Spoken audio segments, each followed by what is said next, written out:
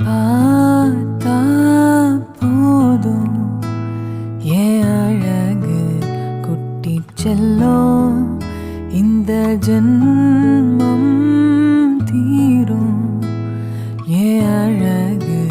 குட்டி செல்லம் இறைவன் அவன் உருவம் எது